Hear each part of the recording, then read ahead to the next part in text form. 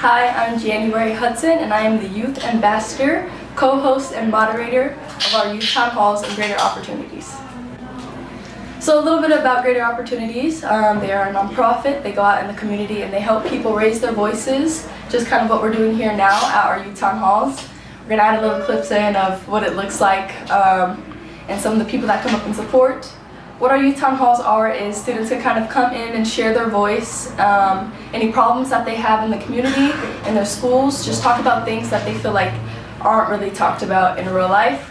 And people kind of come in from the community in order to hear us out and put in place the things that we talked about.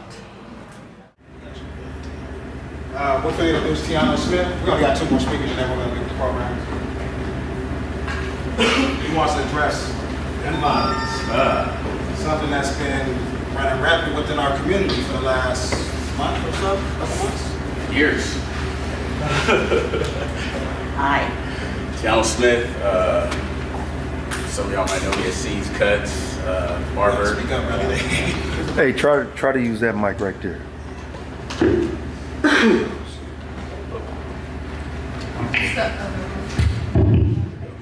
Tiana Smith, some of you might know me as C's Cuts,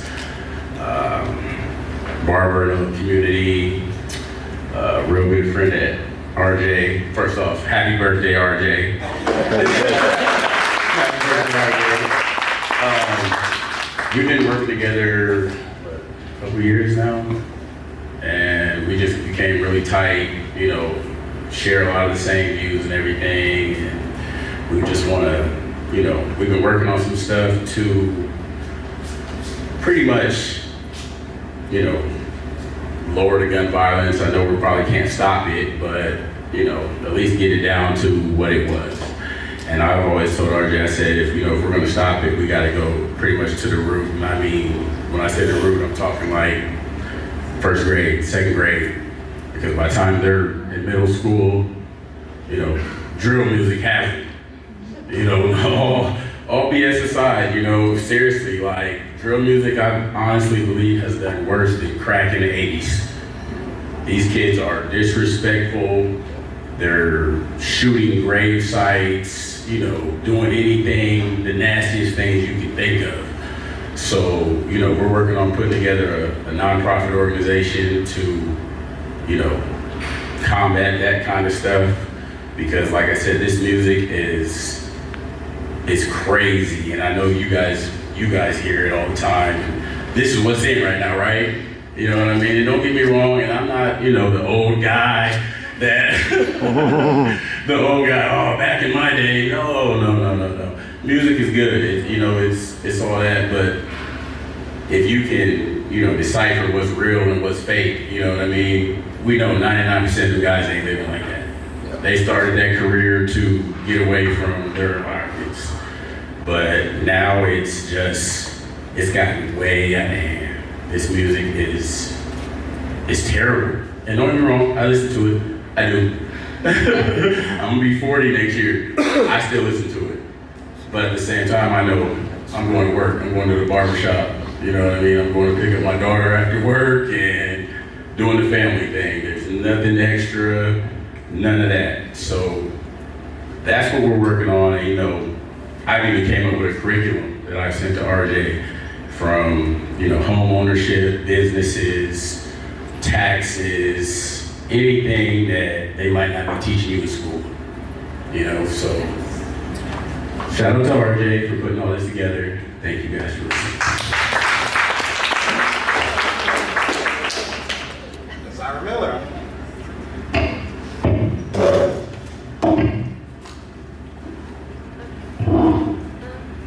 Hi, my name is Desiree. I go to Roosevelt. I'm a junior, and basically, I want to tell you a story about a woman named Jeanette Jennings, and she was the former executive director of Greater Opportunities. So basically, we start in office in 1966, where Ms. Jennings works as a secretary. Following the previous executive director being dismissed, Ms. Jennings stepped in as the acting director for Greater Opportunities in 1971. At the time, Greater Opportunities worked for 4 different counties based in central Iowa.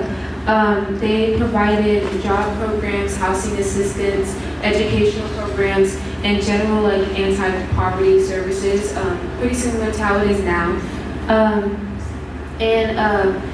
During that time, there was a lot of problems with like federal budget cuts and federal spending, and there was a lot of like press on how it was impacting the organization and how it made its goals like harder to achieve. But despite all this, Ms. Jennings, she still persevered to try and serve her community and the people inside of it.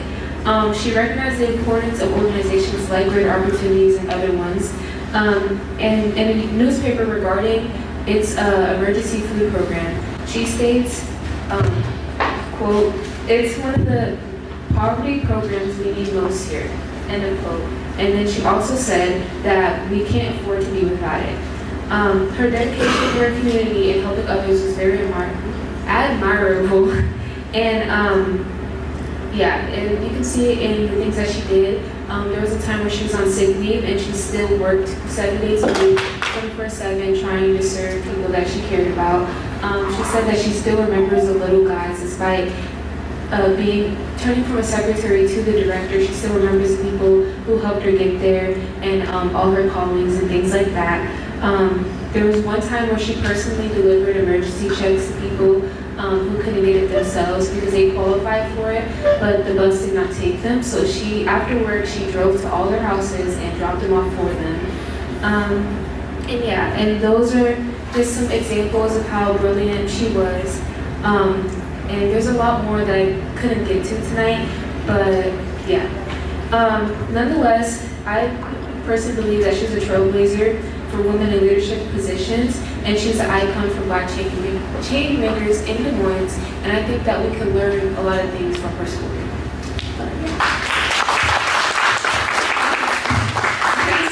I forgot to mention, but that's RJ's version of it, by the way. Thank you for spotlighting my grandmother. I definitely want to give a shout out to the North High Polar Bears. My grandmother got elected into the Hall of Fame.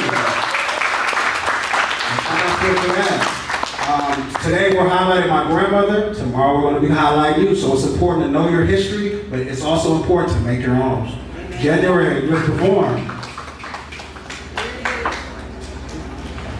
And then we're going to open up the panel right after this. Sorry for the delays.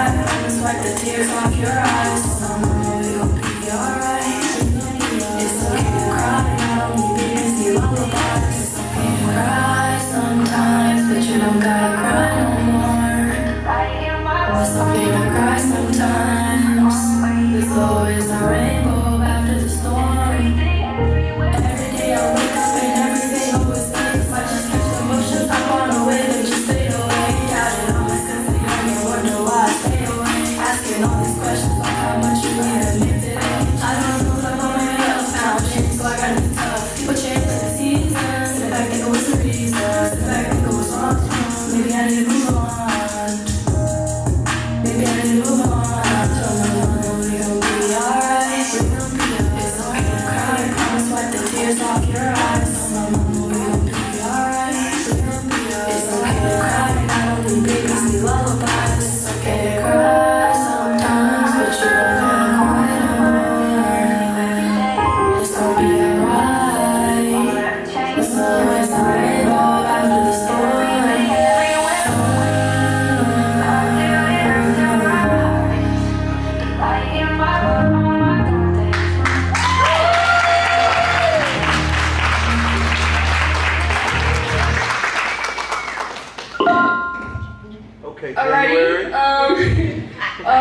we kind of get on with this panel and a little chant that we want to do, we want to sing happy birthday to RJ.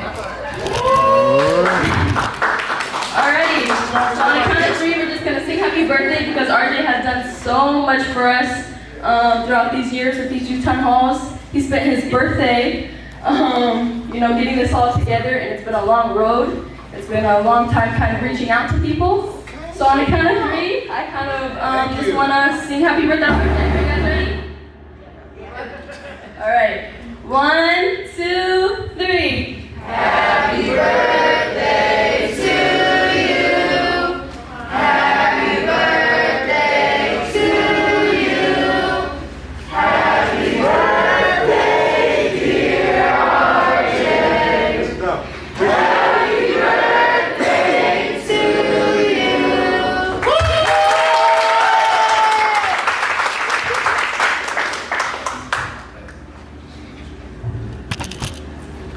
Can we get all of you to report to the center, please? Come on. Right there. I was like, wait,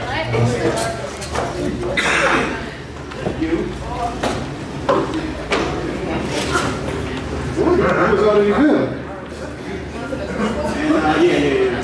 And can we get Miss Ruth and Skylar to come up here too? Hey, we need support of our elders. You know? Hey, no. Generational. Boom. Elders, not the elders. Brother man, we need you as well. Come on. Miss Abby, if you don't mind. We're just doing a little prep round to get them all riled up, ready to go. So we can get the people that are older in the circle just to say something positive to you. And Jamaica's gonna let them know something.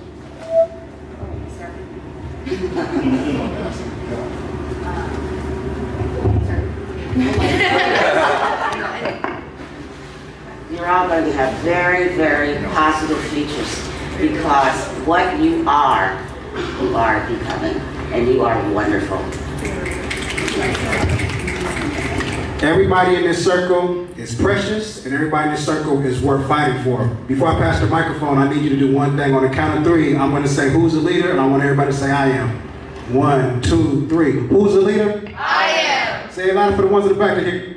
I am. Can't hear y'all. Who's the leader? I I'm talking about.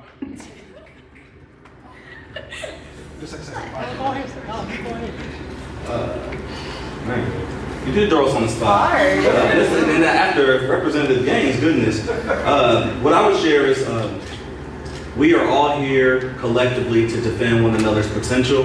All of y'all have amazing potential, and I'm here and I'm excited to witness it as you continue to grow. Good evening. First thing, I need you to do a couple of things. 1, look at the person next to you. I'm talking to y'all young folks. Y'all look at you. We old. Our necks don't move like that. And I want you to turn to that person and say, you are the future. You are the future. You are the That part. And then think about yourself. And say, I am the future. I am the future. Then you looking around this room and all the elders here and say to them, we are your legacy. We are your legacy.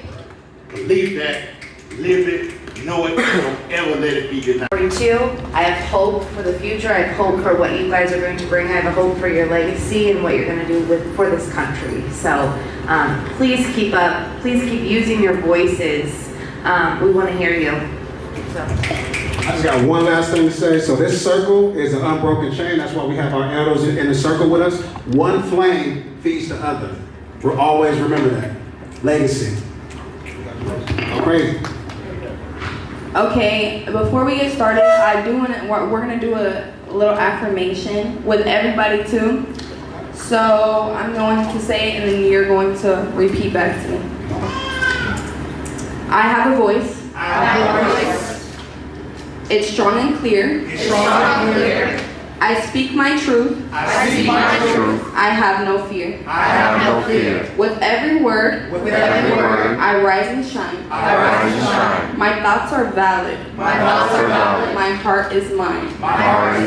So now we're going to open it up to everybody, and everybody's going to say it now. Let's do it.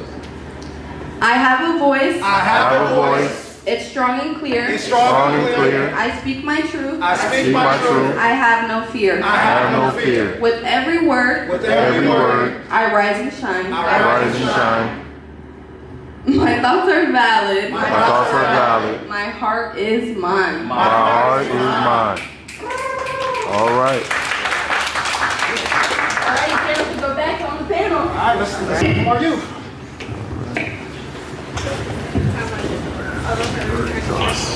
Alrighty, I'm January Hudson. I am the Youth Ambassador for Greater Opportunities, and I will be your moderator for tonight.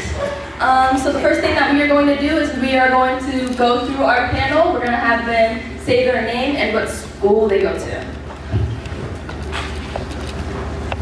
Hi, my name is Deasia, and I go to Lincoln. My name is Niela and I attend Lincoln. My name is Amaria, I go to Lincoln. My name is Mika, I go to North. My name is Elijah, I go to Roosevelt. My name is Hadley, I go to Roosevelt. My name is Desire, I go to Roosevelt. All right, let's give it up for our panel.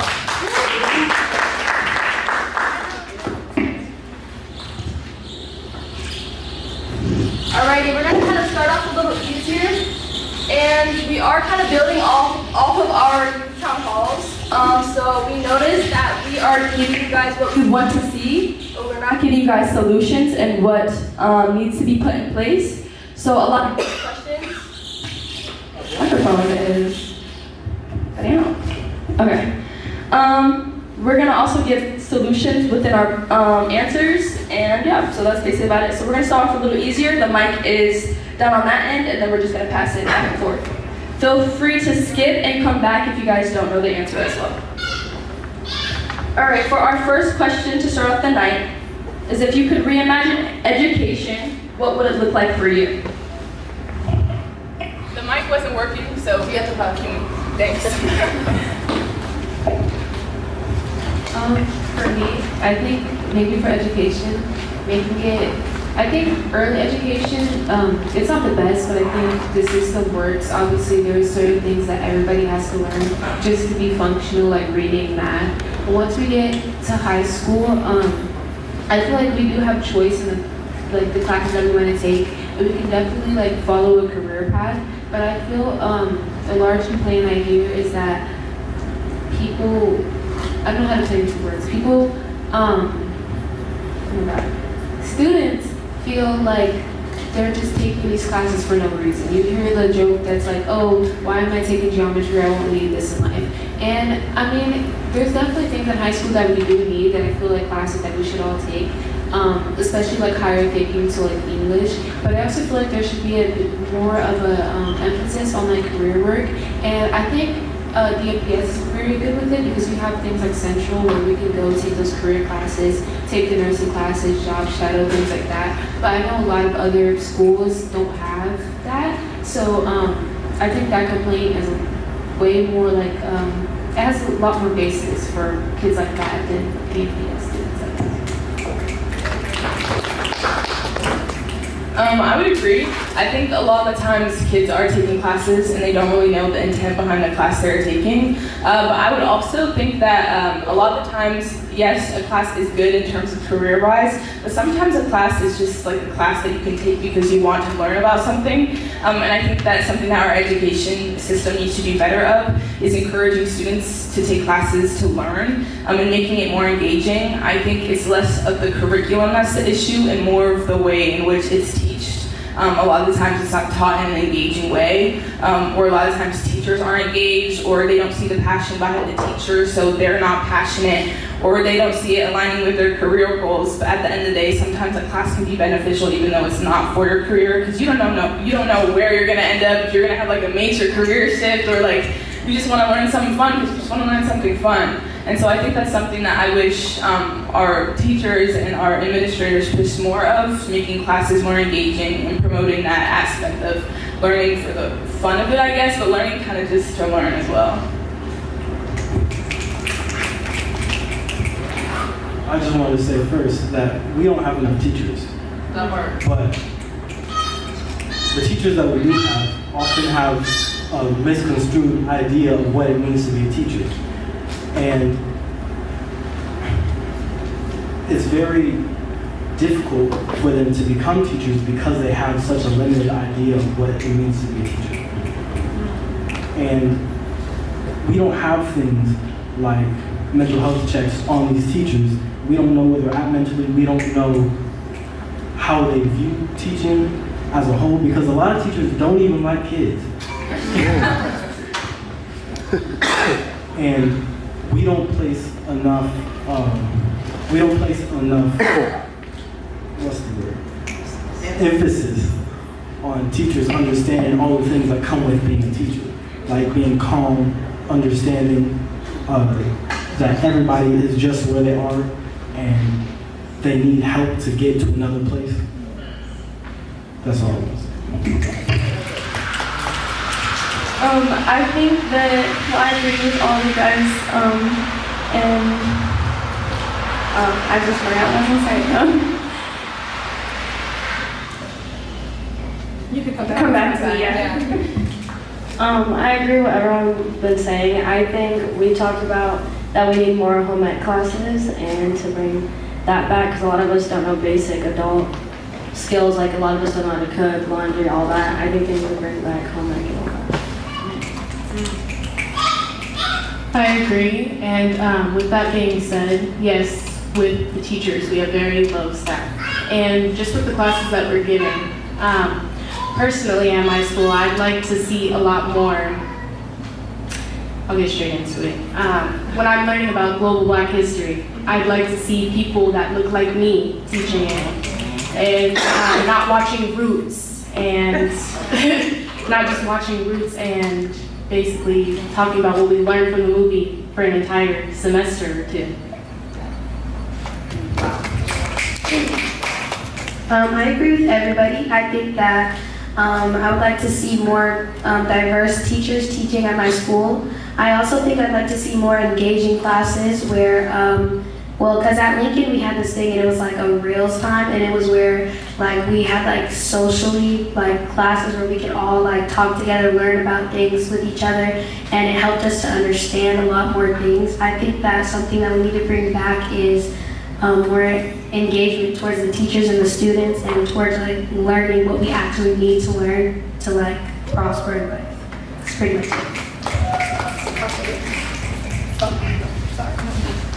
I think that because a lot of students struggle with the pacing of the classes, definitely. I feel like classes should more have the option if they're self-paced and like when you need teacher's help, because at North we have like this one science class where the teacher teaches it and it's self-paced. You just learn at your own pace basically, and you can do the tests whenever you want.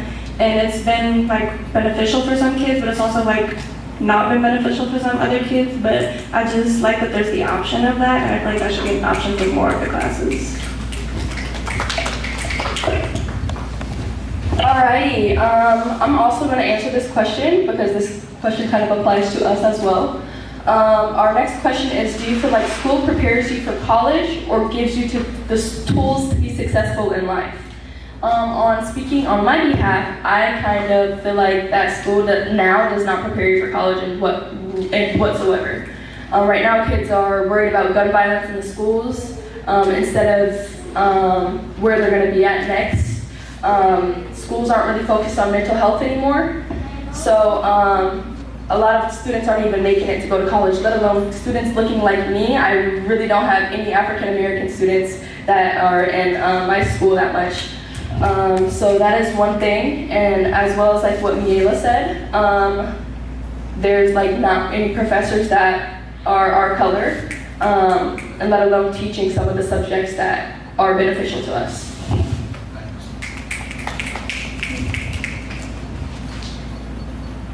School prepares you for college? Well, for being in college right now, and the couple first weeks, it's nothing like they say. I don't know, I feel like they don't prepare you enough on procrastination, because me personally, I'm a procrastinator, I can admit that, I can take accountability for that. But it's one thing that should, I don't know, there should be a class about it too, because that's a big, like, it takes a big toll on your mental health. So, yeah. Yeah, to piggyback off what May just said, like, we all go to Grandview. And like Jay was saying, there's little to no diversity on that campus. I'm not gonna lie, the first couple weeks of school, I was like, where my people at? No. You feel me? No black professor. Like, but as of high school, I feel like the only way to prepare yourself for college is to go to Central, honestly. Without Central, I don't think I would even, be a paraeducator. Obviously, I wouldn't, because that program made me a paraeducator. Or I wouldn't, know that I want to do with my life, and it definitely did not. So I would say no. I agree. What's your name? Talia. So yes, what you were saying about Central. Personally, with my homeschool, not everyone has options to attend Central. I attended Central my sophomore year, and I feel like that helped me figure out my career path more than anything. There's more opportunities. There's more engagement, more hands-on, field trips, internships, college credits, stuff like that. Within my homeschool, again, it does feel like I'm taking unnecessary classes, and again, taking business law or government or economics. I thought, maybe I learned about money management, renting an apartment, stuff like that we'll need. I kind of agree. There's a few classes at Lincoln, like IJAG and then Future Ready, but those are the only classes we have. And it's kind of hard because they have a limited selection of kids they can have, or they have one period a day for those classes. So I think we have more IJAG and Future Readiness classes. Me personally, yes, because I have the privilege of attending Central, and my teachers have been really, we're getting you into college. Even if we have to sit down and do the applications with you, fill out scholarships with you. My teachers at Central, they're just really great in doing that, and they're doing it for everybody. But obviously, there's not everybody has the opportunity to go to Central and do that. So we definitely need to bring that to the homeschools and let them get step into that too, and have a larger selection of being able to do that. No. Throughout my entire life, people have just been trying to get me through school, and they just keep pushing me through, even if you don't know a lot of the material. So you don't know basic math, you don't know many of the science concepts, and they just keep pushing you through, and then you're in high school, and they expect you to know all these things, and they expect you to know how to take notes, and then you just get pushed out by high school, and you don't know what to do. Yeah, I think these two said it really well. I think number one, as a Central student, I definitely see disparities between my fellow friends who are even taking AP courses at the homeschool, but how that looks like at the homeschool versus at Central. And there's discrepancies in the accountability aspect, and teaching kids how to be accountable with their work, why it's important to be accountable with your work, why it's important not to procrastinate, get your things in on time, things of that nature. And I also really liked what you said in terms of pushing you through, because I think that's a big thing for high schools. They want people to graduate, but what happens after graduation, right? And are you really preparing them for a successful life? And I think that the emphasis on pushing you to graduate is taking away from the emphasis of helping you learn. And I think that some people don't I think you're fortunate in the way that you have people that are caring about you in terms of your college applications and things like that. And I think personally, it's been me actively seeking people out, me begging, please help me with this. I'm trying to get you to see what I'm trying to do, support me in my journey. And sometimes they don't, sometimes they will. It is what it is. But a lot of people maybe aren't like that in that sense, or they feel as though once you tell me or once you don't believe in me, then I'm losing faith in myself. And I think that's a big thing that needs to be promoted more. People, teachers, having faith in every single one of their students, no matter where they are, because everyone has the potential to succeed. For me personally, I think I am being prepared, but I think that's mainly because opportunities that I've been fortunate enough to have and been blessed with. So I'm at Central. I take AP classes. I took AP classes in the past. I have AP seminar, which is a class pretty much built around how to research things, how to not procrastinate, how to do things in college. I'm in Upward Bound, which is a college readiness program. So obviously, I've been to Central. I've did the career exploration. I have the meetings. I have a lot of senior friends who have helped try to teach me about college applications, things like that. So me personally, I do feel like I'm pretty prepared.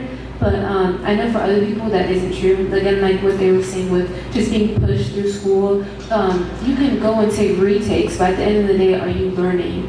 And then again, you can go and take retakes, but at the end of the day, you should have been prepared enough to ace the test the first time.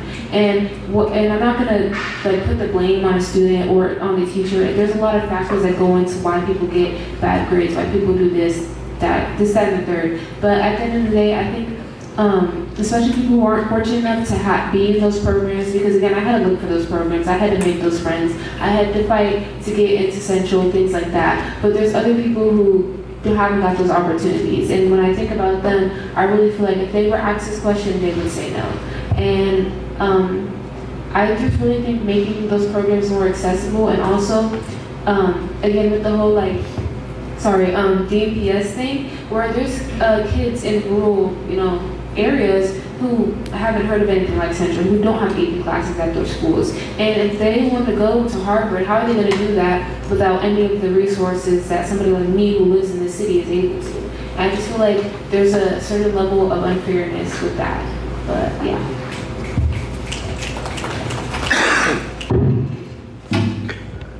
All right, kind of piggybacking off those two questions. My next question I want you guys to kind of answer. I want you guys to kind of be more specific. What should be added or taken away from the curriculum that you guys feel like isn't really doing anything, or something that you guys feel like you guys could actually need in school? I personally would like a class about money management, but not just like the basics. I need direct, I shouldn't have to ask 15 million questions to actually get an answer. I agree. And along with money management, I feel like at my school, or just in schools in general, I feel like we should have more classes about sex ed, to be honest. Yeah, like me, let's send a sex ed class, our home ec again. A lot of us don't know how to cook, do taxes, bills, none of that. Something that I would add is like a how to live class, like how to do the basic needs you need to live, like taxes, knowing where to go to rent stuff, and just knowing the basics of living. A class will teach you how to be intellectually and emotionally independent. Because most of these people are not awake. They're not aware of the things around them. And they're just following what everybody else is doing. So we need a class that helps us understand the things that are happening, help us understand the effects of social media, the effects of not being able to think for yourself, not being able to make decisions for yourself. Yeah, honestly both of that, but yeah, really that's a big one. But I think in terms of financial literacy, a big one is building wealth with it. I think we have a really baseline education in terms of financial literacy, and a lot of times what we're looking for is, I guess, that baseline stuff, but how do we actually be economically successful, especially if we don't come from a family that knew how to build wealth, or knew how to save, or what a Roth IRA is, any of that. A lot of people don't know what that is, so yeah, I think financial literacy, and then again, independence, intelligence in terms of intellectual curiosity, I think is a really big one personally. Being curious no matter what you're doing, and how being curious can help you. Constant questioning is really, really, I think, imperative educationally and academically, and especially for your future. But yeah. Piggybacking off of what they said, I think something that should be added to all curriculums, no matter what the class is really just critical thinking skills on how to question things, how to be curious, basically what they were saying. Because I feel with classes, we get taught functions and systems. I understand how to do this math problem, and I guess that's a good thing. But at the end of the day, I feel I don't think it should be a whole class, but I think we should teach skills on how to just be intellectual. I don't know how to put it into words, But yeah, I feel like there's a lot of, especially nowadays, there's a big lack of critical thinking skills and how to spot misinformation on the internet, how to research things, how to know things like this, you know, who to talk to when you have a problem like this. I just feel like that's lacking a lot nowadays, and I feel like if we would have taught that in schools more, rather than focusing on the material, focus on the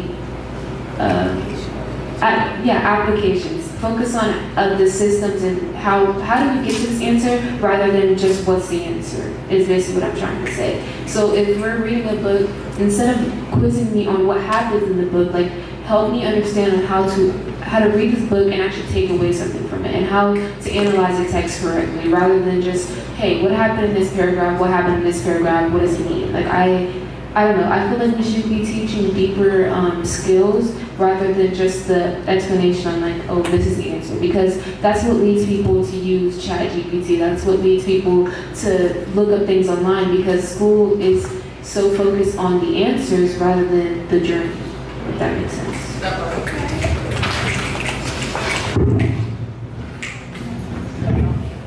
Alright, gun violence is on a rise every single day. The United States, I'm not even sure how many school shootings there has been in the year of 2024, but it has definitely been on a rise.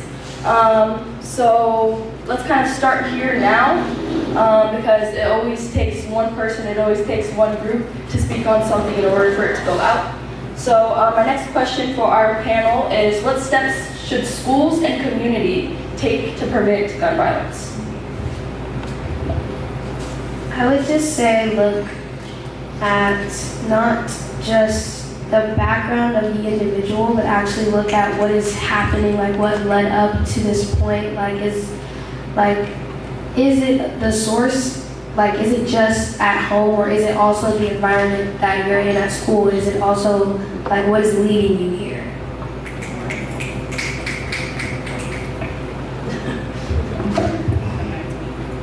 I think they said last town hall is have not metal detectors because that makes kids feel highly unsafe. Like I wouldn't want to go to a school where there's metal detectors or police in the school because it does like we're already at prison. I feel like cameras, they're talking about installing cameras that start to be the way that they can detect if someone has a gun on them or anything. Maybe more high-tech stuff like cameras in the building. Or what they start doing at our school is checking everyone's ID. They don't let one person slip by. They lock every single classroom door to make sure that we're only letting in our students. And yes, the students in our building could have guns or whatnot, but they always, when they greet us, are like saying hi and like checking up on the kids. I don't know much about this topic, so I'm just gonna. It would be great if we had more attentive staff members to check everybody's ID, lock all the doors, but honestly, that's not realistic. They're not going to do that, especially not at my school. The door's always unlocked. They don't check IDs that often, and often you can just get a random card and just flash out the window and just let you pass. So even though metal detectors make you feel a little bit uneasy, it's better than not having metal detectors because it makes you feel like the area that you're in is unsafe, but realistically, it makes the area that you're in more safe. So, I mean, what's more important to you? Feeling safe or actually being safe? One more thing. One of the reasons that people commit crimes, especially gun crimes in general, because it's a lot of our youth doing it, is because they don't have anything else to do. And we have programs, we have different things for them to do, but we don't advertise them correctly. So how many of you heard of the Teen Tech Center at Mainframe Studios? How many have heard of the program for the youth at Good Vibes? And it's not a lot of you raising your hands. Right now, Good Vibes is closed down because the people that they were renting their building from raised the rent $2,000. And that's the problem with not knowing about these different things is because nobody uses them, because nobody knows about them, they end up fizzling out. And this great opportunity that the youth could have had is never known about. So we have to really focus on being able to advertise and push out these different programs so that everybody knows about them. Yeah, okay. I think personally, in terms of school, mental health is a big one. I think personally, like, our counselors, at least the counselors I interact with, are not, I don't want to say capable, but they don't really have the caliber to address what needs to be addressed in terms of students' mental health.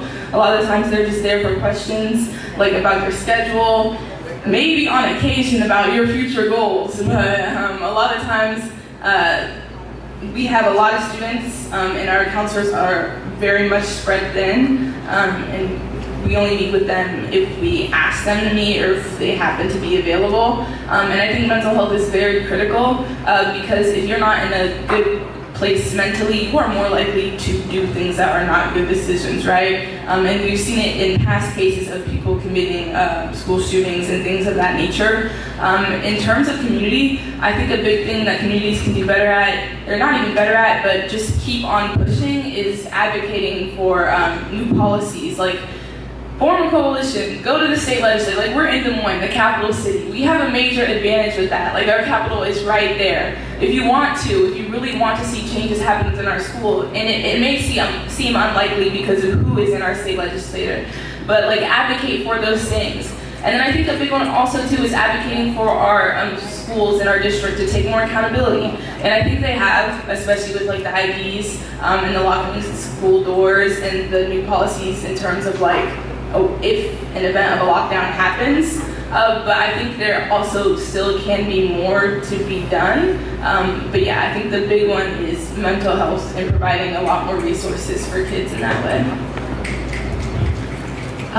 For me, talking about the mental health thing, I think that's a big part. Iowa is one of the almost dead last in terms of mental health resources in the U.S. We're towards the last for the number of psychiatric beds. Our healthcare system is pretty horrible here, especially when it comes, this isn't about mental health, but especially when it comes to things like abortion and things like that, like we're really bad. So that's one part of it. In my opinion though, I think when it comes to gun violence, all these policies that we're talking about inside of schools are Band-Aid solutions. They're obviously going to help a little bit, but it's not going to address the root cause. The root cause of gun violence is racism, it's poverty, it's all the problems that are deeply ingrained in our society, and it's not going to change unless we go, what Hadley was saying, unless we go to the Capitol and change it, unless we get the policymakers to change it. And yeah, that's how I feel about it. Basically, is we can add metal detectors, you can check IDs, but at the end of the day, it's not going to stop it. If we ban the super military weapons that are literally out on the streets, nothing's going to change. If we don't, put background checks and red flag laws, nothing's going to change. If we don't address the poverty out on the streets, nothing's going to change, because like he was saying, there's nothing for kids to do. They're shutting down youth centers. They're taking away things for youth. They're policing youth way more, and it leads people to having an animosity for not just like cops and things like that, but animosity for authority in general. So it makes people want to rebel and want to do these dangerous things, and that's what leads people to gang violence and stuff like that, because that's what seems cool, or that's their only option because they're poor and their uncle does that too, or their dad does that too, and that's what they learn from. Because again, we don't have programs like mental health programs or youth programs or intervention programs, and if we do, they're severely underfunded because of our state, the politicians in our state. And I want to emphasize the importance of state and local government, because we can yell at the president as much as we want. We can blame it on the federal government, but they're not the real ones who make change in community. It's the Iowa government, it's the Des Moines government, it's the city council, it's things like that. So paying attention to that and really addressing the root cause is like my solution. And I also want to say one more thing, because Desire reminded me of it, especially with like the gang violence and things of that nature.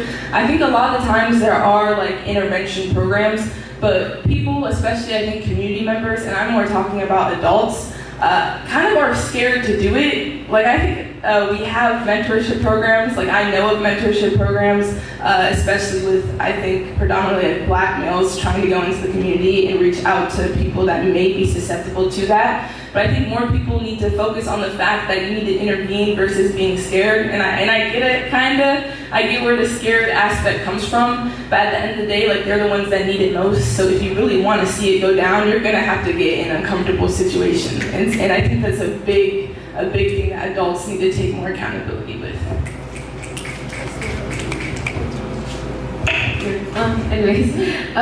Another thing with the intervention, I feel like a lot of the reason, what I was saying with the animosity towards authority, a lot of times, at least for me and people I've talked to, like when adults try to intervene, it comes off as condescending. When adults try to help students, it comes off as I know more than you, or they're trying to demonize things that we like. And I know earlier, I don't know your name, I don't know if he's in here, but he was saying stuff about music, which I think definitely plays a part. Like music is pretty violent nowadays, but at the same time, it's always been violent. I mean, I feel like the stuff rappers are talking about now is no different than what Tupac was talking about and what the rappers of the past were talking about. So I feel like trying to demonize things that kids like, because I like rap music, and I wouldn't like it if somebody would say, oh, you're doing this, your life isn't good because you listen to a certain type of music. I listen to rap music and I don't want to go shoot anybody. It's not my goal in life, I fear. So, yeah, but I just think like intervention things, at least for me, they just come off as like, I really don't know how to put it into words, but I feel like if we try to connect with the students rather than trying to correct them, I think that's what we should do more, because I don't think these kids need correcting. Like at the end of the day, there's still a culture that has, whether the culture is part of gang violence, it's still a culture. And you still have to respect it. You have to respect the slang and the way they speak and the music they listen to and things like that. Instead of trying to mold them to something that they're not, that's just gonna make them not like you, because at the end of the day, this is what they grew up around and this is how they're like. But you have to teach them that you can listen to this music, you can talk like that, that's completely fine, but you don't have to pick up a gun. That's not the answer. You can still be, and this is mainly for like Black kids, but you can still be Black and still have the experience of being Black and the joy of being Black and all the things like that, and still be successful in life. And I think when we treat young Black youth, especially Black boys, as troublemakers and what do they call them? Like, not delinquents. There's a thing, high risk, that's what I'm looking for. A high risk, like high risk youth, calling them that, I feel like that just comes off as you're gonna be a problem when you're older because of like the things that you like. I just feel like it comes off as very disingenuous, and it perpetuates stereotypes about Black people and about not even just Black people but kids of color in general. It perpetuates white supremacy where you're saying that, oh, because you act like a certain way, you're going to become a certain way. But you can still act this way and still be successful. But as long as we keep those things in place where you have to talk a certain way, you have to be proper or whatever, nothing's going to change, because who likes being talked to? Who likes being talked down upon is what I'm saying.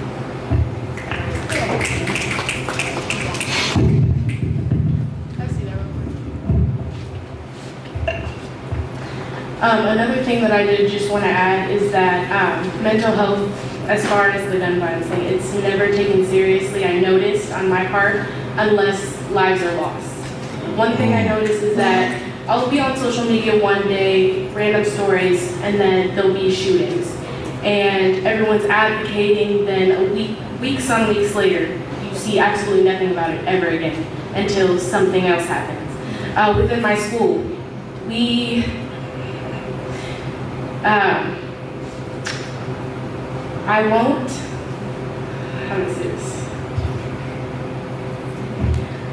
with my school and the administration and the precaution taken with weapons and whatnot, I've taken the time out of my time just to see how serious the administration and my school takes everything with the new ID policy and bag checking. I had someone else's ID, all you gotta do is just show it and then you're good to go. You could go to a completely different school. I know a lot of schools have the same color IDs. One thing I noticed is that, yes, they're trying to take charge of the initiative to make a difference with it, but at the same time, I don't think that our staff are really taking it serious at all.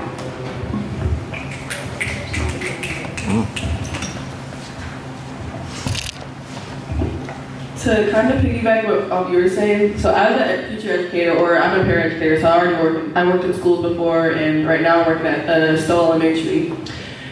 And I think we forget how impressionable our youth are. They see what's going on. For me, for example, I worked at Harding, a 7th grade practice. I loved it. I love 7th grade. I want to go and teach in 7th grade just because I know that I can relate to them. Because I was a trouble team in 7th grade, so I can relate to them. But we have this show called Baddies. Oh my gosh. I noticed, my sister's guilty as well, that they are so impressionable. They see baddies, they see baddie, da-da-da, finish the sentence, and they take what they watch, and reenact it in the schools. That's just like music too. That's just like the music too. I'm not saying everybody's like that, you're not hearing, King Von about to go on 63rd Street, you feel me? But you are going to try to imitate, because kids are so impressionable. So something that we can do for me as a teacher, we can take that media and turn it into something positive to make that impressionable. Because my whole thing about being an educator is to build rapport with students. Rapport means relationships.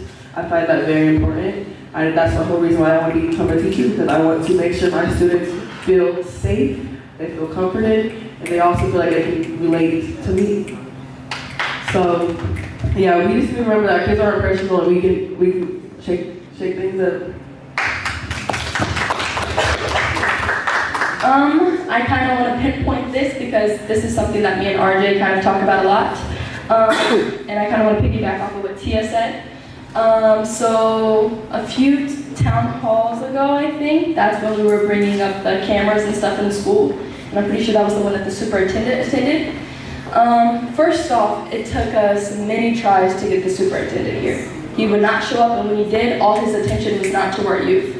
And that is one of the saddest things ever. Our governor has yet to come here and support our youth in any way, and we have reached out to their board, to whoever works with her, and even her herself, to get out here, just because we have important messages that we want to share with them. So that's just something I wanted to highlight. So if anybody in here is with any type of news articles or anything like that, go ahead and highlight me on that, quote me on it, because we want to see them, and we want to see other people here to support our youth, because we should have way more people here tonight than just you guys, if I'm being honest. Like, RJ has spent almost a whole year planning this youth town hall. We have been on the news multiple times, advocating for it and sharing about it, and it just shouldn't be this low. So remember the 5-5 rule, tell a friend, tell them to tell 5 friends, so on and so forth. So that leads us to our next question. What was your name again? Deasia. So kind of what Deasia was saying about where it is rooting from and where it is coming from. Our next question is, what is the biggest issue that you think impacts students and families in the community? And what is your solution to solving it? I don't really know if I have a direct solution. I feel like that would have to do with whether people actually come together and actually think about it, because I don't feel like just one person can just come up with a solution by themselves. But I think that a problem is definitely mental health. I think that not just as an individual, but as a social group, as a racial group even, we look at people and we're like, oh, these people are like this, people are like that. On our stairwell, and the principal tried to cover it up. Mine said she Fell, but she was on social media and just venting. And one of our students actually did talk to her before, and it's just the resources as well, having nobody to talk to with other kids, feeling like their emotions and their feelings are valid as well. Being judged. Like I said, I have no direct solution. To piggyback off Miela, not just talk about the staircase incident, but we have monitors that sit in the front and watch every single camera. And that day, I guess no one was there to watch her camera, or they just thought kids were playing around.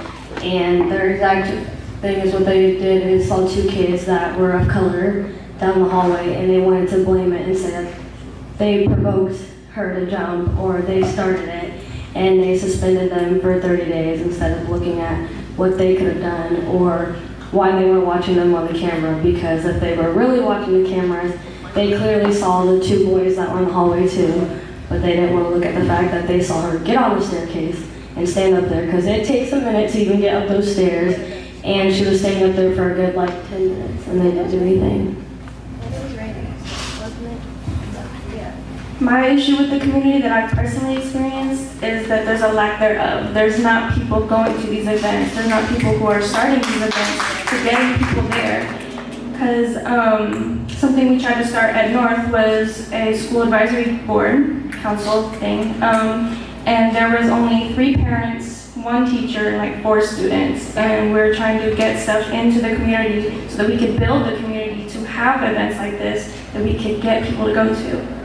And a solution, I would say, is to see, we talked about this in there, is to get them people more in the community, is to start very young, going to the theater schools, to get them going to the events, to get them connected so we could build that connection with them. It all starts in the homes.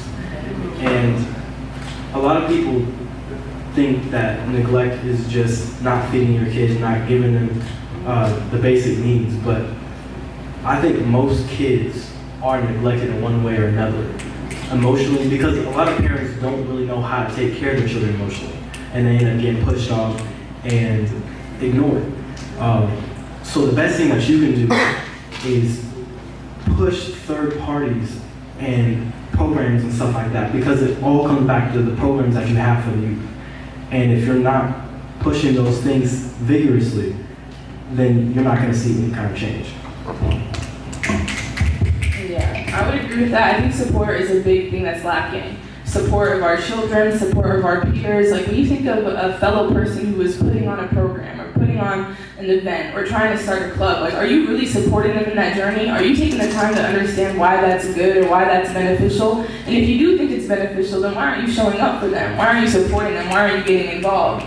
And I think the big thing with support, both on the community level and on our school levels, because I think there's support that's lacking in terms of our teachers and our counselors. They could be doing so much more to support us academically, emotionally, physically. And I think a lot of it is guidance. There's a lack of awareness of what support is out there, but at the end of the day, I think the biggest thing is you should be kind of what the person next to me said, you should be pushing those things onto us. I shouldn't have to beg you to help me. I shouldn't have to beg for your support. And I think that's a big thing that everyone needs to take into account personally, because why aren't you giving it? Because it doesn't cost to give things. What do you want to build that connection? What do you want to give guidance? When do you want to make that type of relationship? I mean, we're humans, a lot of the times it's connection based. So I think it takes us not only seeing what's available and connecting students to what already exists, because there's a lot of things that already exist, they just lack support. So I think support is a big one, and I think it's personally people and every single person taking accountability and evaluating, okay, what can I be doing to support myself and the community and my peers, things of that nature. For me, I think the biggest issues, plural, is mainly money and policy. A lot of these things that people talk about, again, they're not possible without funding. There's support with the community, but you can only do so much because money is what makes the world go round. And this is coming from somebody, I don't like capitalism, but I understand that it's not going to change anytime soon. So in order to support these schools, in order to support these teachers, these people, these clubs, they need money, they need support from the government, from people who want to give grants, things like that. These teachers, they're quitting because they're not being paid enough. These hall monitors, and they should be doing their job regardless because they're supposed to care about children, but again, they're not being paid enough. So, I mean, why even try?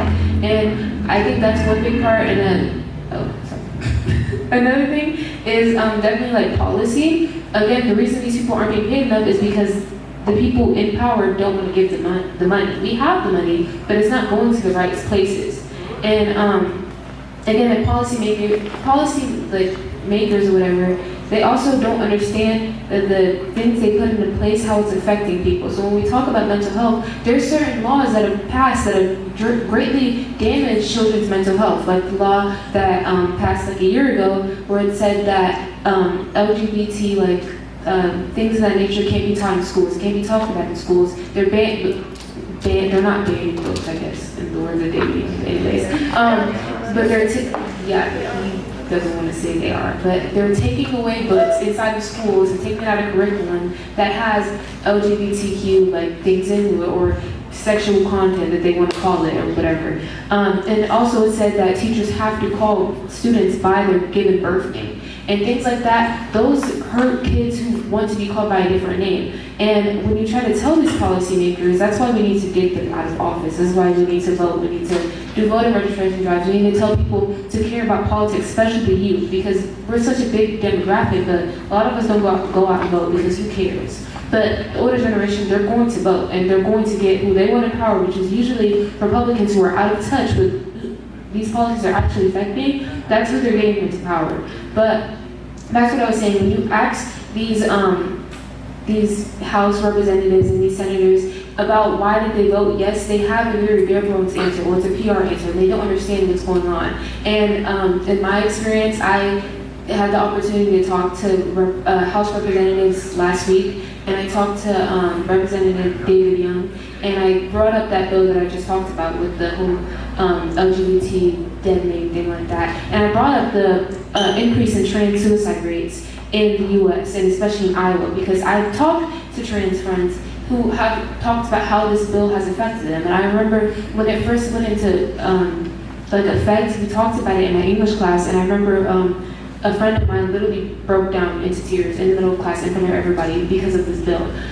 So when we talk about things like mental health, back to my original point, it's really policy and it's really the government. And we have to realize that first and put the right people into power, because you can fight against it as much as you want, you can start as many clubs as you want, but it's not going to change anything if the actual law says you can't do this. The law says that it just, I don't know.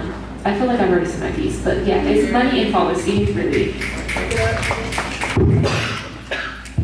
Okay, now I'm going to share a little bit of a backstory of my own, and how I would think, we need more people like RJ.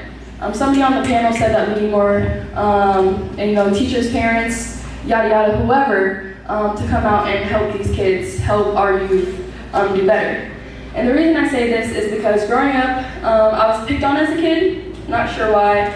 I was pretty popular. I don't know if that's the case, but that picking on caused anger. So finally, up into middle school, I didn't care anymore. I would just go to school to fight, and that's exactly what I did. People would start picking on Meisha just because they were scared to fight me because of how much fights I ended up getting into. And I still kind of carry that name onto me to this day. So I feel like the solution is having those people like RJ coming in and seeing the problem before it gets worse. RJ picked me up when I was a sophomore, I think. Shoot, I already had a pretty good record on me.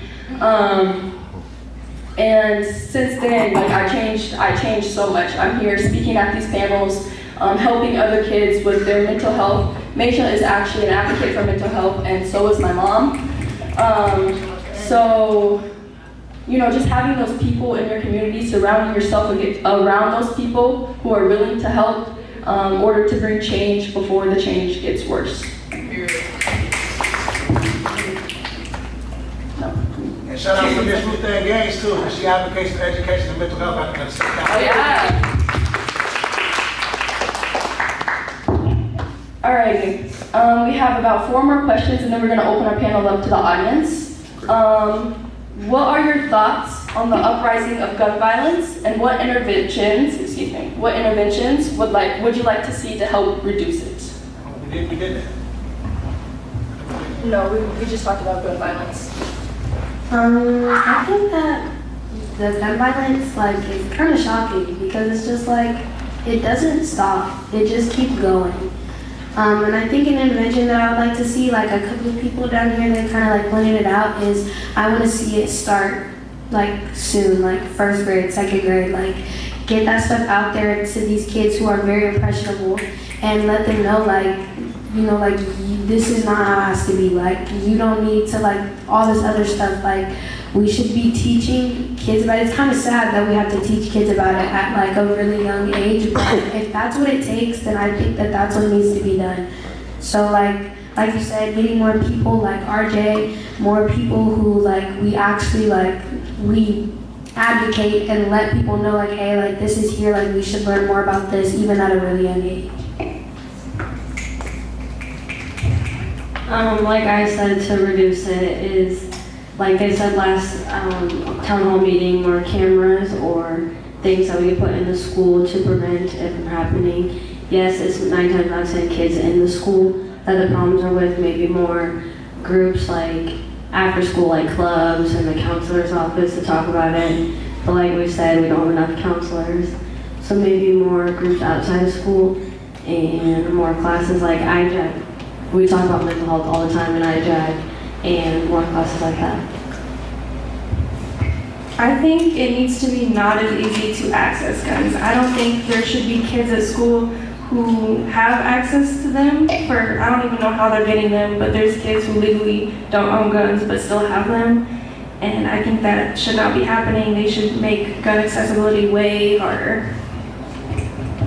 So to go back to what was said about going back to like first grade and second grade and stuff like that, to make sure that they know that they don't have to do things like that. The people that are doing that, they have to be a special kind of person, because every generation, the younger kids are getting smarter and smarter and smarter and more mature, and the type of person who's going to change their thought process on different things, they have to be intelligent emotionally, and they have to be experienced.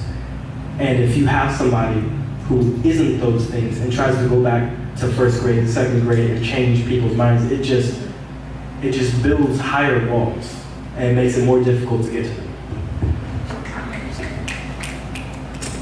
Yeah, I think again, mental health is a big one. Again, policies making access to guns harder. I would firmly emphasize the idea of getting in communities where this may be more prevalent and directly communicating with these people.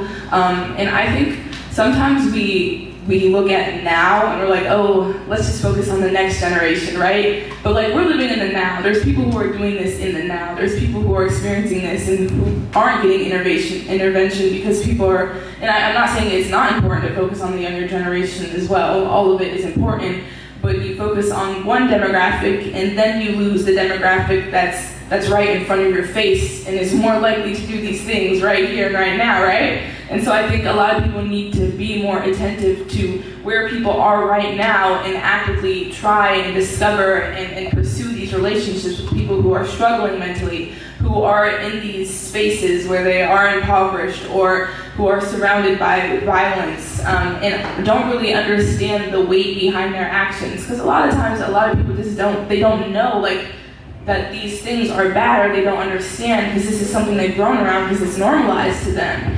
And so I think it's a big thing that we get in our communities and we connect these people to resources and we provide more mentorship to these youth and we are more attentive in that and less apprehensive to address them where they are, but instead meet them where they are in a connective way. I think I basically answered the question in the last gun violence one, so I won't reiterate what I said, but basically what I said the last time.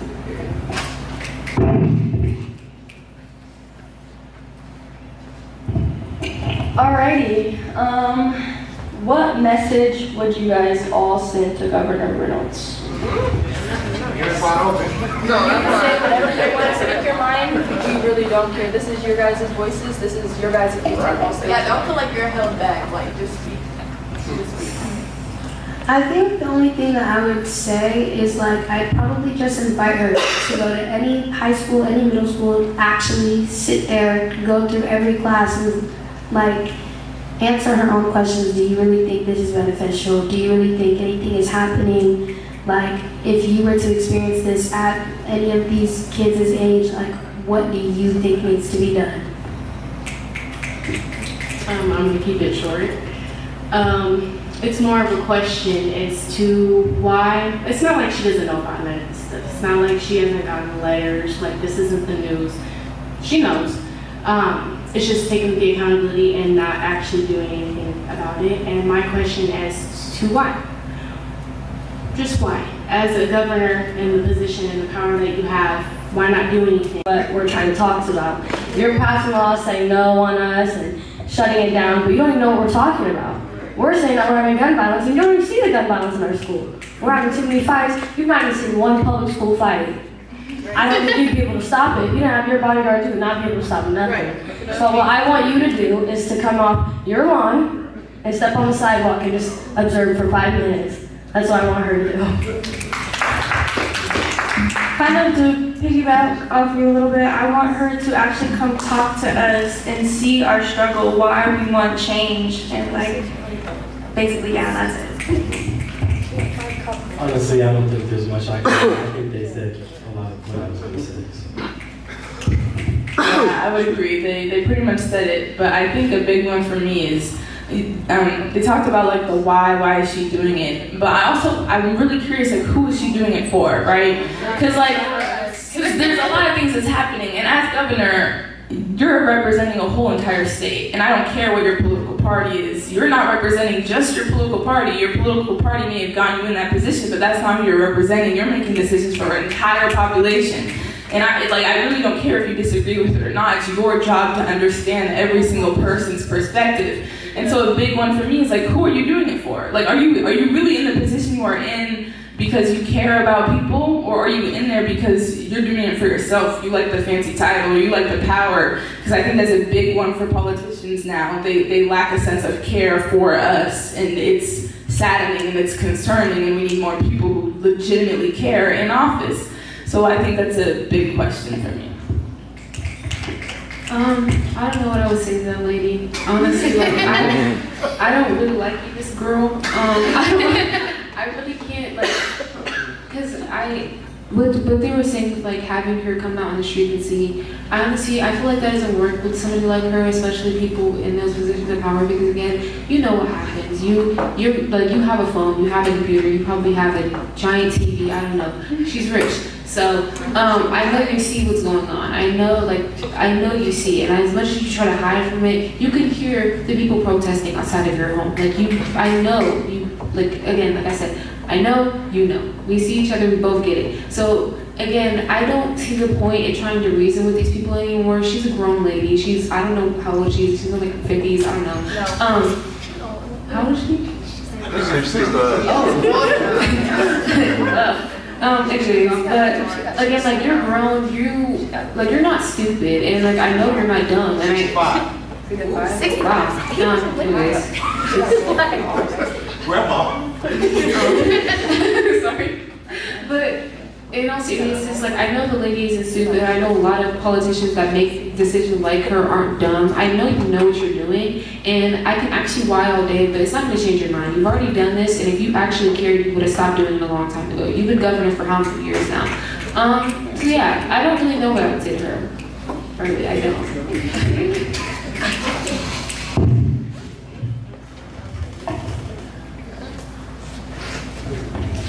Okay, so now we're going to open it up to the audience. The same question. If you had to send a message to Governor Reynolds, what would you say?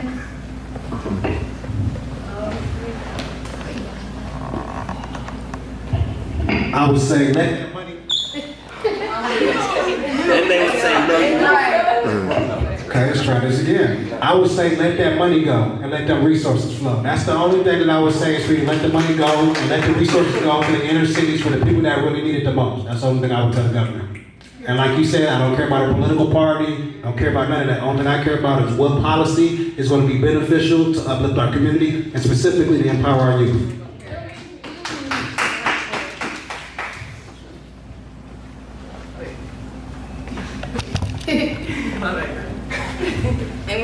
Anyone Anyone else? Not really chatty today, guys. We need to hear y'all voices too. It's beneficial to our youth. So. Can I say something? Yeah. This isn't really what I would say to her, but I just want to say that I don't really believe in having political parties in general, because, especially because we only have two. And they're for the same thing. Yeah. And I feel like it really shows your level of understanding of the world if you just pick one. Because there are a lot of different ideas that coincide with different parties. And if you're an intellectual thinker, which you should be if you're making rules and passing laws for our country or our state, you shouldn't just be able to pick one.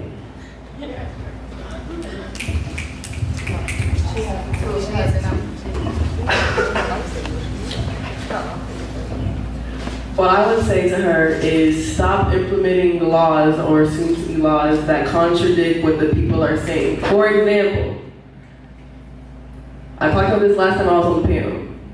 Why are we allowing teachers to have guns when the main reason why students do not want to go to school is because of gun violence? Please, wake it up. Clock that seat. Thank you.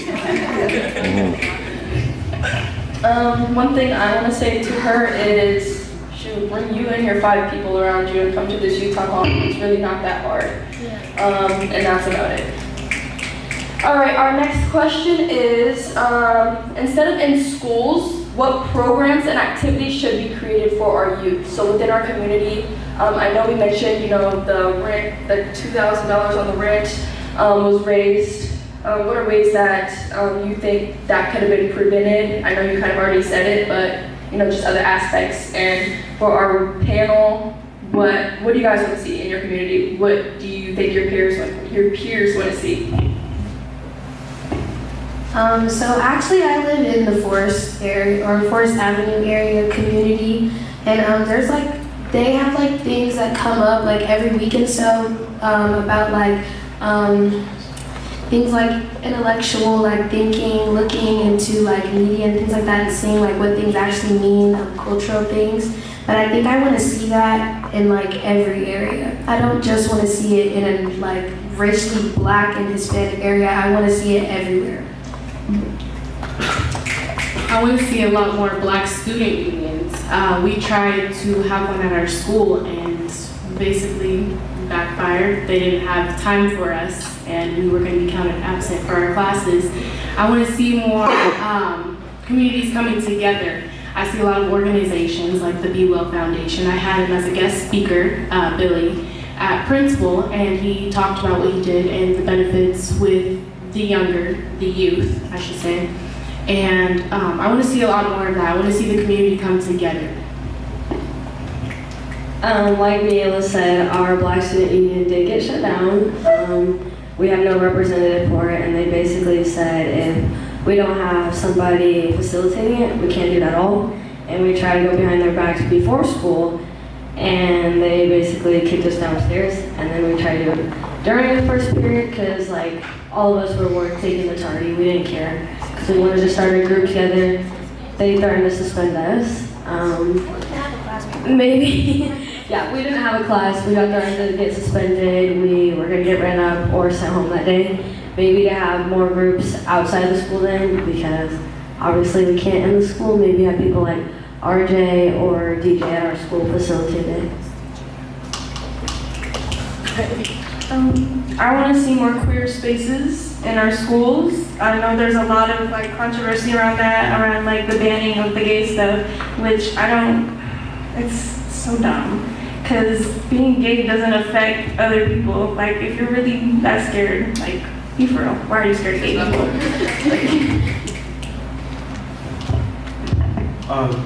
My idea is to have a website, because along with the different programs that we have a whole lot of influential people in Des Moines, but nobody knows about them.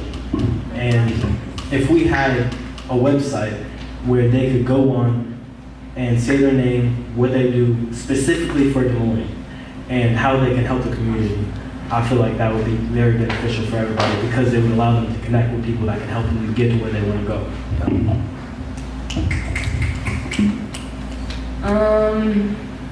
What was the question?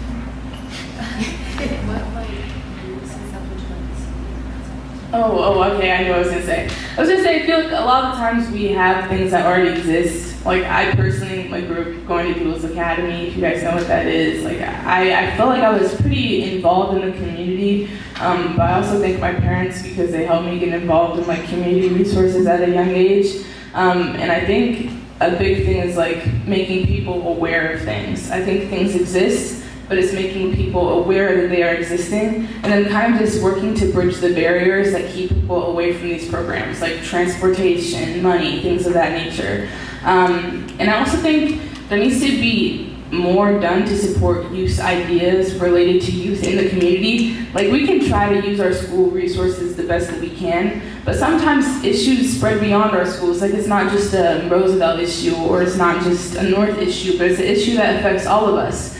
And it's hard to get organized when a lot of us don't have the money to rent a space, or we don't have the money to, like honestly, that's a big one. We don't have the money, we don't have the transportation. Some of us don't even have cars where we can drive to a place. And then we're resorting to Zoom, but we all know how disconnecting Zoom can be, and how hard it is to work via that. So I think a big one is seeing more adults kind of support youth ideas, because the youth know the youth best. Just like how you probably know your demographic best because you are in that demographic, like we know ourselves best, and we have ideas, like what this person said here, like they have an idea of how to address something in our community. So I think more support needs to be done to make sure that these ideas are actually put into play. For me, I think everybody touched on like the I thought I pressed the button. Anyways, a lot of people touched on like the advocacy part of it, the youth voices. But I think a big thing that people forget about is like fun things to do. Like kids don't go outside because there's no reason to go outside. Like everybody blames it on phones, but like there's the parks, we have parks, but they're not fun anymore. Nobody's there. There's no free things to do. Everything costs money, and that's a big thing. Everything costs money, and everything takes like 20 minutes to get to, because our city isn't very walkable unless you're in a very specific part of the city. As long as you're on Ingersoll, even though on Ingersoll is nothing but businesses. Unless you're on, I can't think of another place, that like downtown Drake area, those are pretty walkable, but again, it's nothing but businesses. And that caters to the older folk who like to go in and window shop and things like that. But when you're, 13, you have $20 in your pocket. What are you gonna do with that? Like there has to be parks, there has to be fun programs for kids to do. I just feel like that's missing nowadays. And a lot of people say that, like again, kids don't go outside, but like I said before, there's no reasons to go outside. And if there is programs, again, they're underfunded, they're not supported, and a lot of people just don't know about it. Like nobody knows where to send their kids to have fun. Their kids want to do a dance program, it costs $200 a season. If a kid likes to sing, if a kid likes to learn an instrument, that costs tons of money. If there was more free things or very accessible and very cheap things for kids to do, I feel like it would improve our community a lot. A building community starts with having fun. A lot of people make friends by playing outside. Like, I don't know. I think that's a big thing people forget, is we can talk about voices all we want, but there still needs to be leisure time. Nobody wants to be work all the time, especially for kids. Yeah. I just wanted to bring everybody's attention that we have millions of dollars, and we use them on the dumbest things. Yeah. Like, my cousin, I can't remember the name of this school, but the school that he goes to is spending $2 million on a pool. And if that doesn't tell you something about our DMPS system, I don't know what to tell you. Like Valley literally has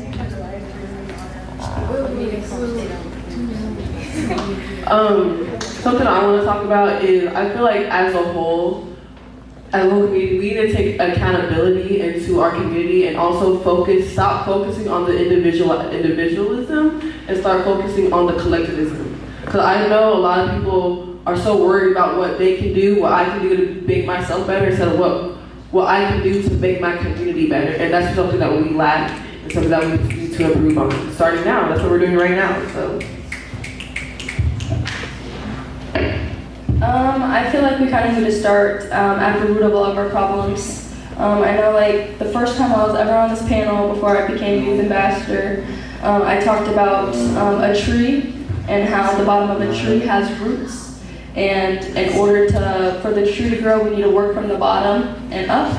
I feel like we really need to dig deep into our communities and find the reason why kids are not, going out for certain things in our communities. I've played basketball for 6 years, and recently, in the past maybe like 3, I've noticed not a lot of kids have been going out for the team. Not a lot of kids have been going out for the football team, the baseball team, swimming team, all those.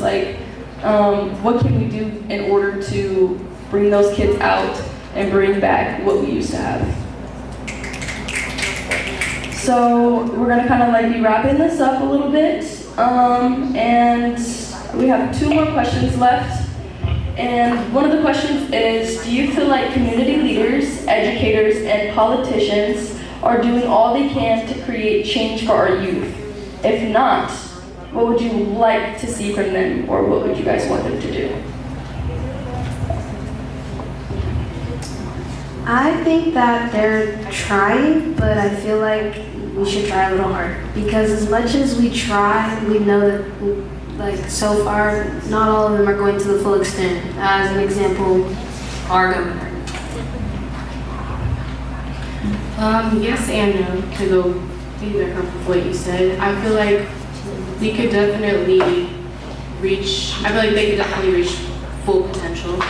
As far as that goes, like I said, with the organizations that started, the nonprofit organizations and what goes on with them, I feel like that's a way to start, but in my head I can't exactly think of a direct solution at the moment. But I think there definitely is more we can do as a community.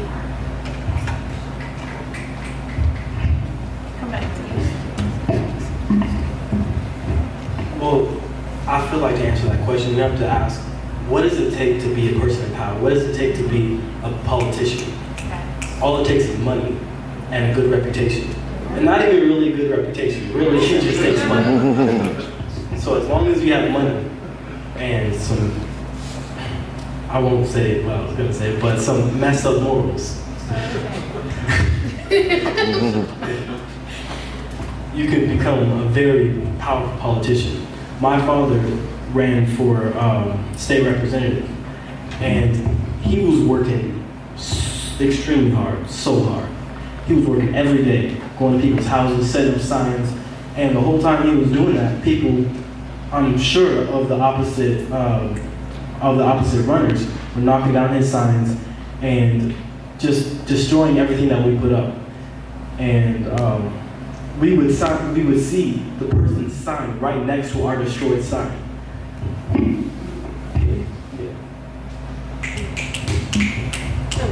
I think a big one is listen. Some people don't, you can hear, but are you really listening? Are you receiving what that person is saying? Are you contemplating what they're saying? Even if you, I know my morals, I know my stances on a lot of policy issues, and I'd be happy to discuss them. But I have had interactions with other people who have very different views than me, but I will listen to you. I will think about what you're saying, and I will contemplate, is this something I should consider, is it not? And I think a lot more people need to do that. You need to listen, not just hear. And I think a big one is changing the culture around politics. You hear people be oh, I don't like to talk politics, when politics is extremely important. But it's just, it's not necessarily you don't like politics, but you don't like the culture that surrounds it, and that's a culture of divisiveness and hostility. And that needs to stop because it's counterintuitive. If you see our national legislator and the behavior, if you will look at the behavior of some of the people who are representing us, it's actually embarrassing.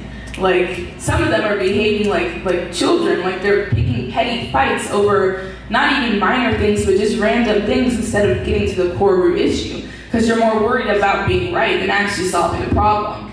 So I think the culture surrounding politics needs to be less of power and money. Money is a big one. Corruption is rampant in our government, if you have not noticed, not only on the national level, but on the state level as well.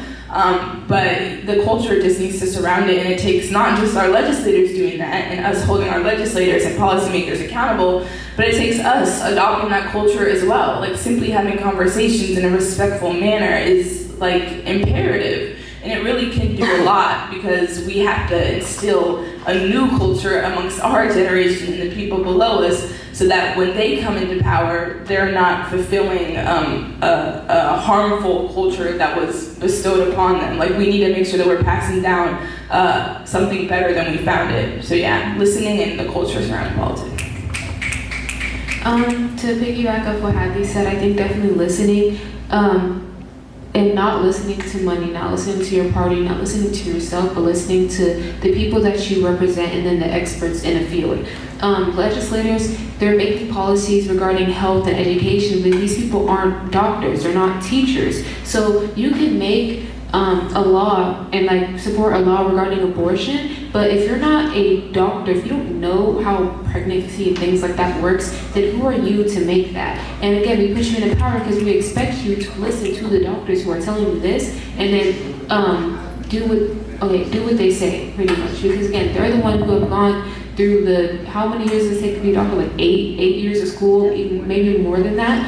And yeah, basically just listen. And then when it comes to big problems, if there is like thousands and hundreds of people emailing you saying, hey, maybe we shouldn't criminalize homelessness, that's actually gonna hurt a lot of people, and you still make the decision to do it, why are you in power? Because you're not listening to anybody. If we're making, if we're doing like 3 town halls, explaining why, hey, if we pass this law regarding camping and homelessness, it's going to hurt a lot of people. And if there's homeless people telling you that it's hurting me, I don't have anywhere to sleep at night, I can't get to these shelters, you're trying to take me to shelters that are full to the brim. If these people who are running homeless shelters are telling you, hey, we cannot fit any more people. You say you're providing transportation, but where are they going to stay? Because we're full. And a lot of people can't go to shelters for specific reasons, and they shouldn't have to explain that to you. If people are telling you, hey, if you destroy my entire camp, that's my livelihood. I'm going to die out here.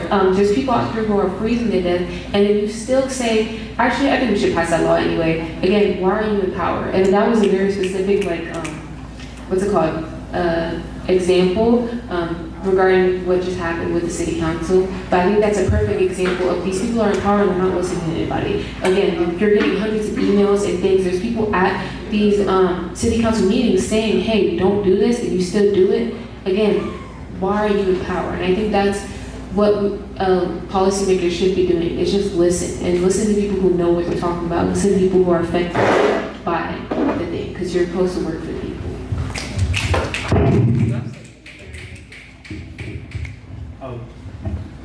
A big problem that I've seen a lot of DMPS is not having other options for food when it comes to people with different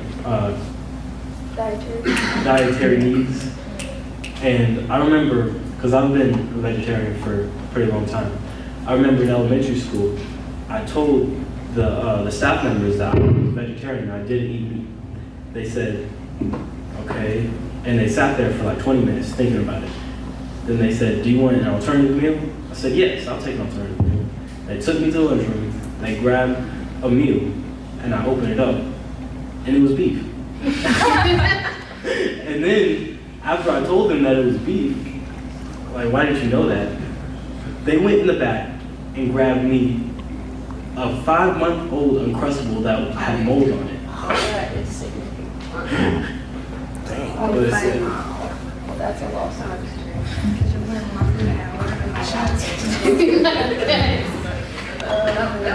Anyways, to kind of end this off, we're going to do one last question, and this is going to piggyback off of all of our rest of our youth town halls. Okay, all right, worded that so wrong. Piggyback off of the rest of the youth town halls that we did. And it is, do you feel like mental health is being talked about more or less? T, I actually want you to go more in depth, and I also want you to go more in depth just because you guys have been on the panel a lot. Do you guys feel like change is happening, or do we need to get more people in here to really settle this change? I would say yes and no, because we voice it now. Like, I guess we understand a little bit, but at the same time we don't. We don't dive deeper into it. It's like we know, like, oh, this person says they have this. Dive into it. I'd like to piggyback off of that. Like I said before as well, nobody really advocates or voices it unless something tragic happens. And when it does, and nobody ever goes into depth with the causes and effects or just where it could simulate from as well. not only that, nobody really cares if it's not happening to them. Like you were saying before, oh, well, it's not me, so why should I care? Nobody really actually pays attention to it or cares about it or thinks about the ways that we can help our community with it in their schools, the resources, the counselors. And in the office, they have no time to listen, or when they do, they're more focused on your schedule and, like you had said before, I don't remember your name. Every now and then your career path. Nobody ever really focuses on the main issue with it and studies. I think there are being a little bit more changes and like adjustments to it. There's more groups, it's more talked about. There's posters at Lincoln about who you can talk to. They have some clubs. But again, the biggest problem is that they don't want to go to a club with a whole bunch of kids and talk about their mental health issues.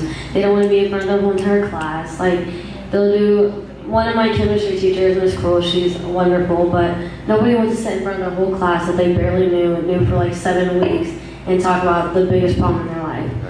I think our biggest issue is, like you said, we don't have enough counselors, and that's a problem more than we can handle.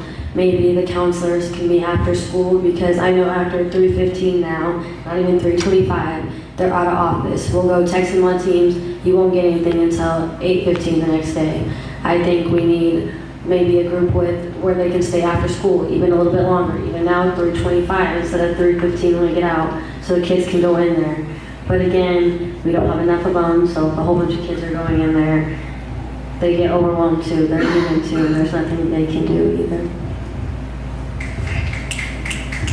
I would say yes, it's being talked about, but nothing's being done. Like, there's lots of posters everywhere, but it kind of seems like performative at this point. Like, nobody's actually caring to like stop and talk to you. You just, oh, I'll go to the counselor to talk, but they don't actually like talk, you know? Like, there's no actual resources that are there for you to do it. There's just the posters, but like, your mental health matters. Well, show me it matters. I think the amount that is talked about isn't as important as how much people know about it, because one of the reasons that people aren't doing a lot about it is because they don't know what to do about it, because they don't do research, they don't talk to people, they don't know anything about the actual subject other than it affects a lot of people.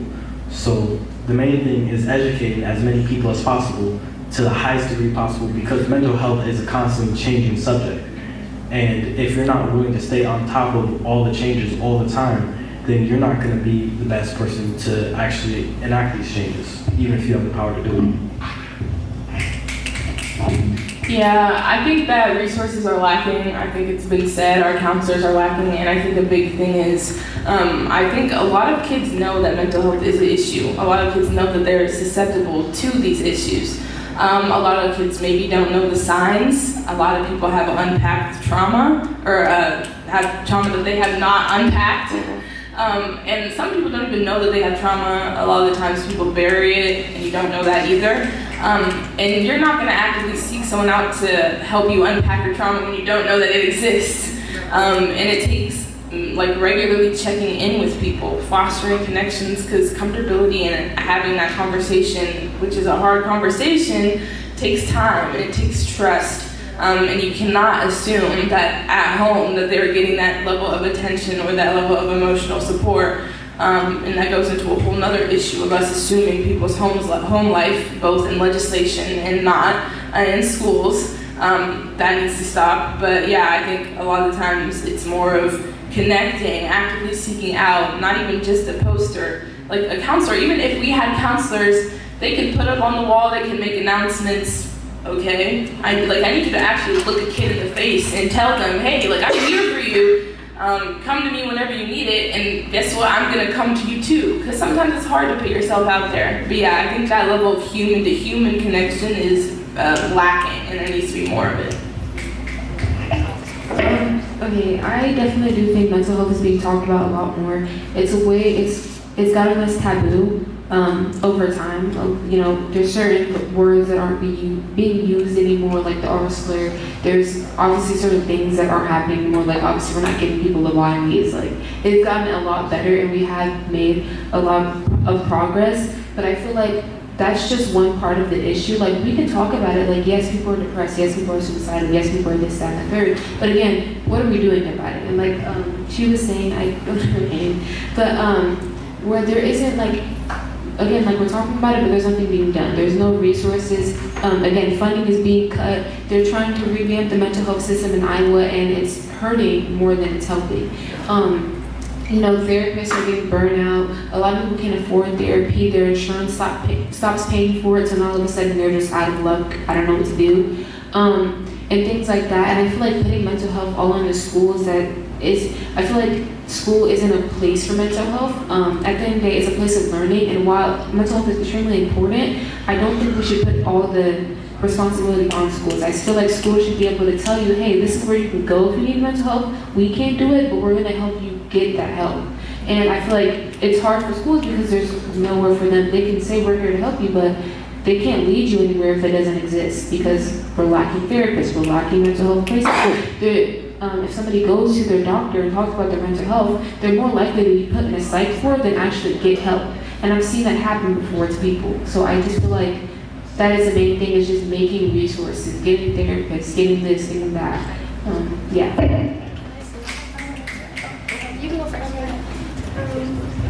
Another thing is that the counselors that we do have, people do not trust them. They don't want to go to them because they tell their parents. Like I had a girlfriend of mine went to her counselor to confide in that counselor about being gay and having the troubles that they're having with that, and then they got outed to their parents, which was horrible. Yeah. And it just, because the counselors will report to your parents if anything happens. And plus, a lot of kids don't feel comfortable going to the counselors because they don't look like their counselors. There's a lot of white male counselors in there, or just females, there's not a lot of diversity in there, is what I'm trying to say. Yeah. I'd also like to piggyback off of what you said with white male counselors as well. I've tried to open up and to put my business out there, just as an example. I've tried to open up to counselors about sexual assault and how that affected me when I was younger, my thought process, why I didn't realize it happened to me till I was a little bit older. And if it really counted or not, because the individual might have been a little bit older than me. And stuff like that. It's really hard to open up to people who don't exactly relate in a way, just a little bit. And just the judgment as well. Because I've had people tell me, well, why didn't you speak up about it? Why didn't you tell someone? It's not that easy. And like one of you guys, I can't remember who said it, but sometimes you don't realize you have that trauma until you open up about it and talk about your childhood, your environment growing up, stuff like that. I would like to also piggyback off of that. I also have seen and even experienced myself where I don't even understand what's going on, or I'm a certain way, or I do things a certain way, and then years later I'm like, oh, this is why, and I didn't even know. I also think that to an extent, the people around us, not just our parents, not just adults, but even people our age, I think we need to be more attentive to each other, and we need to show each other more that we're there for each other. Because a lot of the time, it's the people who you're around in your environment that help your mental health, and people who are closer to you and things like that. And I feel like when you're closer with people and you actually talk to each other and you actually feel like you can open up, then that's what it is. Well, how do you say it? We also think that kids should have mental health days. We will take days off of school, and teachers will get back and they'll just give us floods of homework, assignments that we've missed, and they don't really believe in it unless we're sick. And even our sick days, even if we're puking, they still expect us to make it up. I think kids should have mental health days too. I forgot about this. Give me 1 second.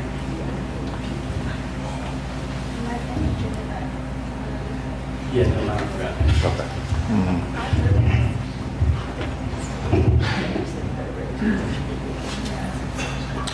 If you're done, yeah, I will take 5 minutes. That's okay. So I want to start off and say thank you, because you know what, it takes a special kind of person to at least volunteer to be on a panel, period. Youth, adult. My name is Joshua Gumbiner, and a lot of you have looked at me like, who's this guy here? 5 days ago, I didn't know this group existed. But over the last few months, I have been making my rounds in Des Moines, Iowa, where I'm from. And I'll be able to counter the "you're a white guy" really quickly with a story, and we'll get to that. But I've been making my rounds in this city for the last few months, networking with the people you're talking about. Our mayors, council members, our notable entrepreneurs, heads of industries, Fortune 500s, and the like. My story starts on 28th and Clark, not too far away from here. By the time I was 9 years old, I moved over to that neighborhood. I was the only white kid in the neighborhood, didn't see a problem with it. I come from a family who did. During this time, I experienced everything you're talking about.